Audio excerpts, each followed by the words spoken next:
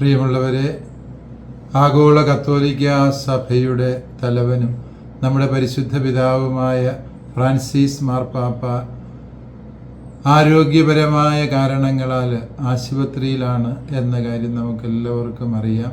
പരിശുദ്ധ പിതാവിൻ്റെ ആരോഗ്യം ഏറെ സങ്കീർണമായി തുടരുന്നു എന്നാണ് റോമിലെ ജമേലി ആശുപത്രിയിൽ നിന്നുള്ള ഡോക്ടർമാരുടെ അറിയിപ്പിലൂടെ നാം മനസ്സിലാക്കുന്നത്.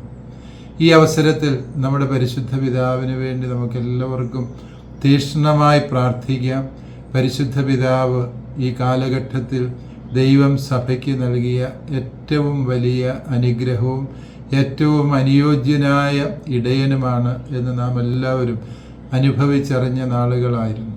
പരിശുദ്ധ പിതാവിൻ്റെ ആരോഗ്യം വീണ്ടെടുക്കുന്നതിനും സഭയെ കൂടുതൽ കൃപയോടെ മുന്നോട്ട് നയിക്കുന്നതിനുമായി നമുക്കെല്ലാവർക്കും ഹൃദയപൂർവ്വം പ്രാർത്ഥിക്കാം. നമ്മുടെ പരിശുദ്ധ കുർബാനകളിലും ജപമാലകളിലും ദിവ്യകാരുണ്യ ആരാധനകളിലും നമ്മുടെ വ്യക്തിപരമായ പ്രാർത്ഥനകളിലുമെല്ലാം നമ്മുടെ പരിശുദ്ധ പിതാവിൻ്റെ ആരോഗ്യം വീണ്ടെടുക്കുന്നത് നിയോഗമായി സമർപ്പിച്ചുകൊണ്ട് നമുക്ക് തീക്ഷ്ണമായി പ്രാർത്ഥിക്കാം. കർത്താവെ, ഞങ്ങളുടെ പരിശുദ്ധ പിതാവിനെ അനുഗ്രഹിക്കണമേ എന്ന് നമുക്കൊരു മനസ്സോട് ഒരു സ്വരത്തിൽ പ്രാർത്ഥിക്കാം.